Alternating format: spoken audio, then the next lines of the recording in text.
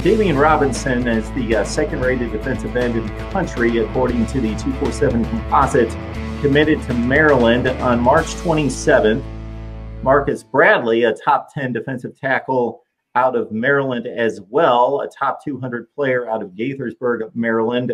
And so we've got Todd B on the line asking about the Robinson commitment to Maryland possibly hurting or helping, I would guess, with Marcus Bradley. I don't know if it has any direct effect. I mean, if they're able to, if Mike Locksley's able to put together some real, hey, let's get everybody to stay home, which obviously should be the goal every year, because the DMV area turns, the DC, Maryland, Virginia intersection area turns out so many great kids. That becomes a problem there. But we love to talk about these package deals in terms of recruiting, whether or not it's teammates at the school or guys from the same town or whatnot.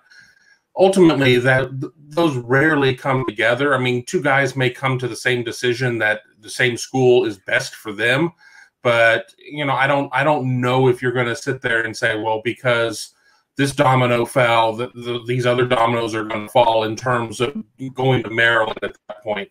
Ohio State's going to be in a battle for Marcus Bradley. I mean, it's not going to be any recruitment by any stretch of the imagination, but I don't see Robinson having really a huge effect one way or the other. I would agree. I think Bradley will probably make his own decision. I know Duke, Maryland, Ohio State are all right there, at least within our database at 24/7. He is ranked as the number 184 prospect nationally, number 11 defensive tackle, 6'3", 270, and I think probably has the ability to get up closer to that 300-pound range, as he gets into college, obviously, and gets into a weight and strength program and a proper diet program and all of that.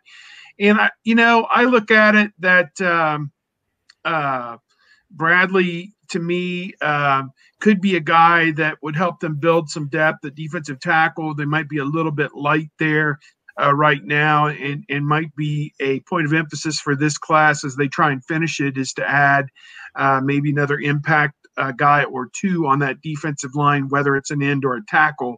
But, they've already got Jack Sawyer, the outstanding defensive end, Mike Hall, the Ohio kid, as well on the defensive line. And so I'm excited to see if they can add another blue chipper or two to that haul on the defensive line. Larry Johnson seems to churn out 2 or 3 NFL guys almost every year. And to me, I think, as long as he's wearing the scarlet and gray, they're going to do just fine recruiting defensive linemen. I don't sweat one guy's decision here or there.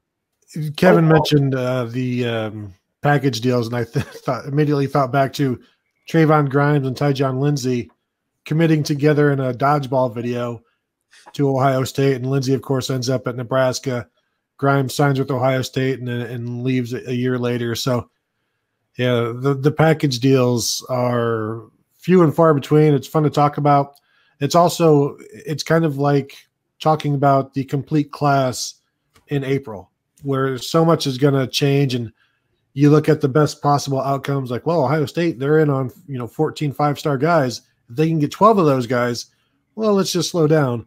The most they've ever signed is maybe 5 or 6 in a year, and that's super rare. You just expect it'll be 3 or 4, and it'll be a typical year where you're a top 5 ranked team. But every year this is the time of year where it's the super classes or the package deals, and ultimately when it comes down to putting the pen to paper, you're going to have to decide what's best for you, not what's best for the both of you, because you're going to have different depth charts, different position room, different coaches, and there's not a lot of package deals that end up working out or end up like really truly thriving. I mean, if somebody quickly looks at the list for Ohio State's commitment class and they see Kyle McCord and Marvin Harrison Jr., both teammates at the same school, not a package deal. Mm-hmm. Kyle McCord came on first, had to recruit Marvin Harrison Jr. I mean, I think that all things being equal, Marvin Harrison Jr. was going to end up at Ohio State, but it wasn't a package deal, even though, it's the quarterback and the receiver at that point. They each had to come to their own decision. It happened to be the same decision. Now they're in the same class, but it was not some concerted effort. I guess this would be an impossible metric to come up with, but I would love to see it. Again, impossible because some kids commit to 8 schools. But I would love to know, what is the percentage of commitments that are followed through on and signed? I would love to know, because then we could take these commitments a little bit more seriously or less so if we knew 70%, 90%, whatever the commitment rate was versus the signing. But for somebody to do that would be pretty exhaustive, I'm sure. It's probably about 20% at Kentucky. Everybody commits to Kentucky and then turns around and ends up somewhere else. I mean, it's just kind of how it works. I think Ohio State probably keeps a higher percentage than a lot of schools in the SEC, where there seems to be a lot of movement.